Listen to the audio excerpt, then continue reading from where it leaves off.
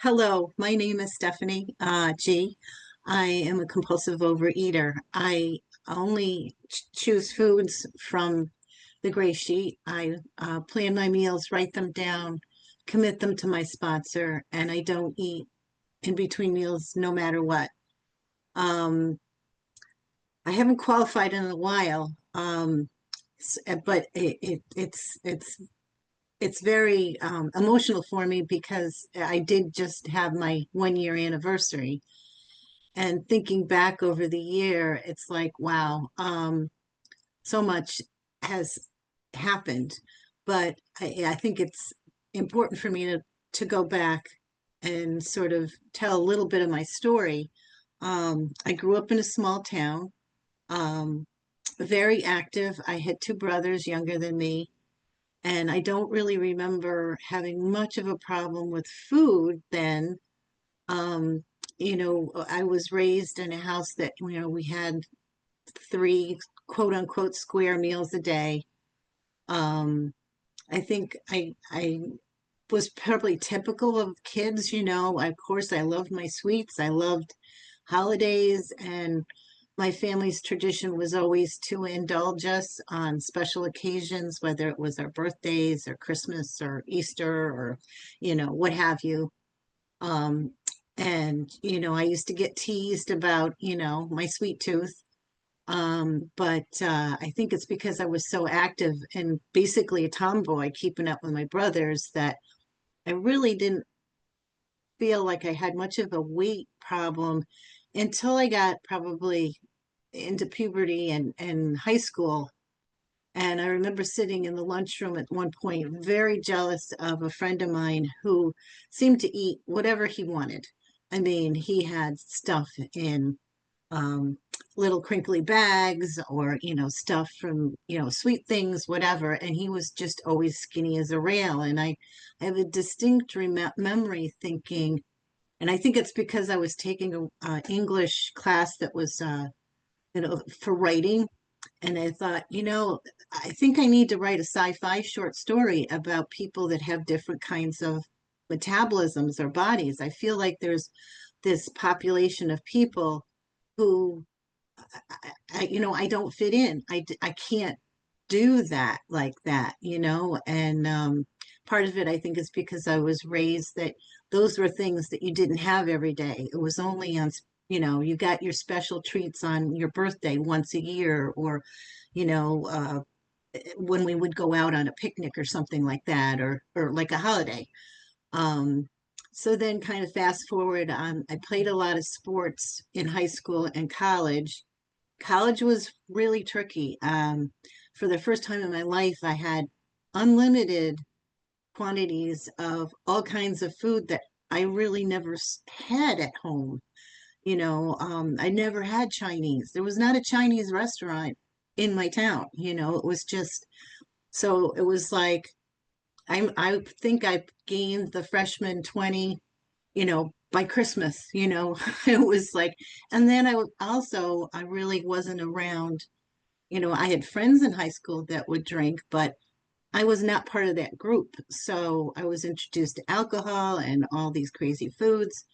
But again, I seemed to maintain my figure, except for gaining that 20 pounds, by playing sports. I was on a club playing soccer and also volleyball. Um, and I kind of did a crazy thing. I think it was because it was the first time I was away from home, away from rules and whatnot. I ended up being getting married and after my, let's see, it was my freshman year, to an older person, um, and just completely threw everything out the window. But he was my soccer coach, and I had this vision of being this fantastic uber um, uh, special soccer star, which I wasn't at all. I really wasn't that good. But everything was revolving around sports and health, and we ran. I because of timing and classes, I couldn't start the Boston Marathon at the start. So we joined at some point, like 2 or 3 miles into it. We never registered. It was just, I guess a lot of people do that. They just wanted to be part of the race, and we said, okay, we'll do it. And I kept up with him for, I don't know, because we had trained quite a bit, but there got to be a point where I just couldn't keep up the pace. And I was one of those poor, sad people that crossed the line like 4 or 5 hours after all the runners were kind of done, but I was bound and determined to finish it. Um, and then I ended up not finishing college. I was kind of disillusioned with the major that I wanted. And I ran away to Vermont to find myself and this, that, and the other thing, and met the man that ended up being my husband. And I didn't have a whole lot of job skills other than a work study job that I had done at college and then sports. So I started working for Gloria Stevens. Some people in the New England states might have heard this. It was in the late 70s, early 80s. And, I taught, and then again, I picked up the crazy exercise thing and I did like taught 3 aerobics classes a day. I was teaching women how to exercise.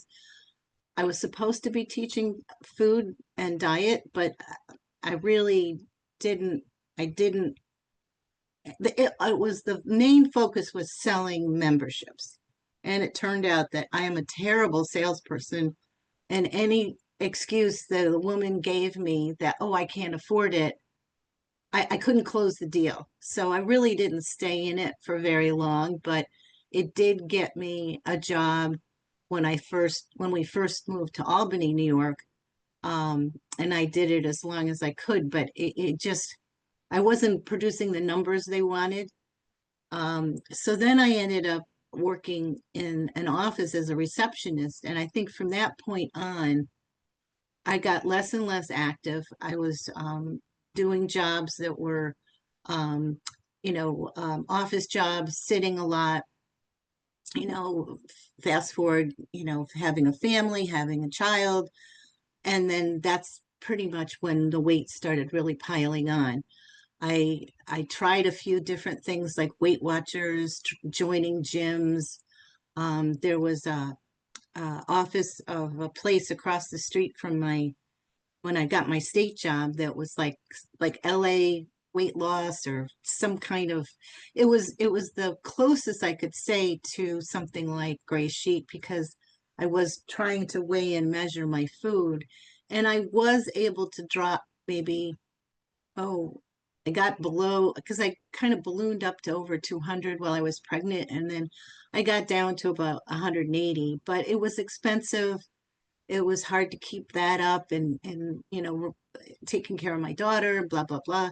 So it just seemed like more and more I was turning, and I'm very understanding, and it's a progressive disease, that stress was a bad trigger for me, and emotional stuff. And there was food everywhere at the office. Everybody had like a bowl of something on the corner of their desk, or there was all these different we literally would have what they called food fests, and it was usually before Thanksgiving or again before the holidays at the end of the year. And it was almost encouraged. Oh, have more, try this, and I couldn't resist any of it. I had a lot of stress at work. I had problems with supervisors. So it was my way of relieving the stress with stuffing, stuffing, stuffing. At one point, I got laid off during a merger, and it was another occasion to eat. Um, and I would make attempts to try to clean up my act. But it wasn't until I got diagnosed with diabetes that really kind of woke my head up as, oh gosh, I got to do something. But again, I always had an excuse. It was always, well, I'm tired from work, or I'm tired from staying up with my daughter, or I'm tired from this, that, and the other thing. My husband worked nights, so I was basically a single parent for half the week. And sometimes it was just very Five lonely minutes and left. isolating. Thank you. And so I just, food and a little bit of alcohol kind of was my sanctuary. Um, and then with my diabetes, that was progressive. It just seemed like, oh, you get a pill, and then oh, you get an injection, and oh, you need another injection. And through the worst of it, I was doing um one, two, three injections a day plus pills, and barely maintaining my sugar. Um, and so I kind of started um progressively, also due to the fact that my daughter was having some metabolic problems, where I just decided cutting out all the sweets. Our holidays were no longer going to be full of, stockings filled to with chocolate treats, or excuse me, with sweet treats.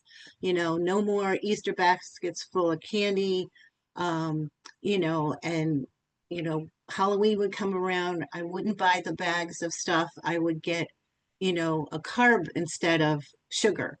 Um, and and I tried my best to cook more vegetables, and I made some attempts and some successes losing weight. Um, I think the worst part was during COVID. Right before COVID, I had quadruple bypass surgery. And what I didn't understand until I was faced with surgery was the diabetes was setting up a perfect storm for inflammation in my blood vessels.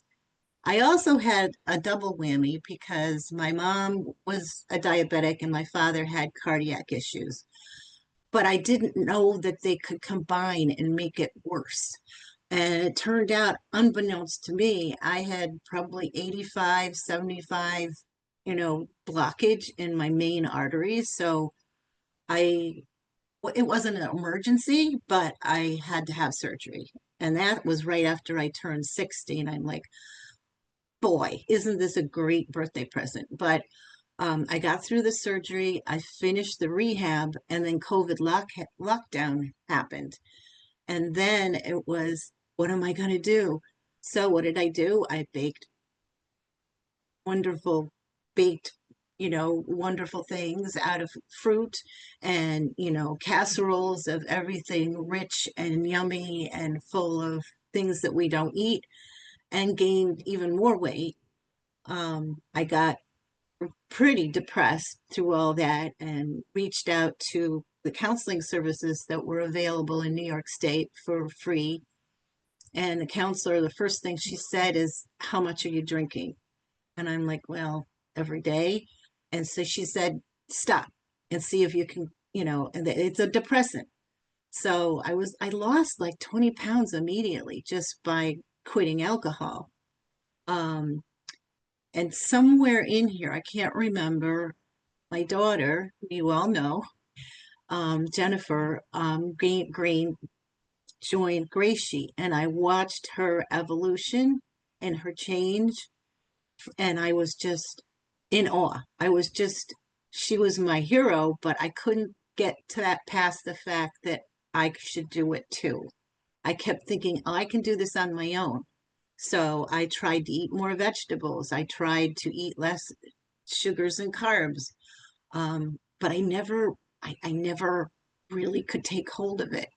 And I, and then it seemed to get progressively worse. Well, I need to treat myself. One So minute. 1 minute. Okay, thank you. I'd run to the convenience store. I get that perfect breakfast treat that I thought was going to solve everything. And I was finding it wasn't tasting good anymore. It was just not satisfying me. I would go to the bakery. Nope, that didn't work either. And I think my body, my higher power, I kept seeing 11:11 on the clock. I know some people believe in numerology and stuff, and I felt like angels were trying to talk to me because I was deciding that I needed to do Gray Sheet, but I was all about what I was going to miss, what I was going to miss. You know, I won't be able to have this, that, or the other thing, or how am I going to be able to go and socialize with my husband or go out to eat? And Time. what is he going to think? As is that my time? Oh golly. But basically I just and I know a lot of it was by Jen's example that I needed to join Gray Sheet, and I really wanted to go to the Oregon retreat last summer, and I decided I got to do this so I'm not in withdrawal when I'm on the airplane. And that's my story. So I appreciate you letting me speak and share my story. Thank you.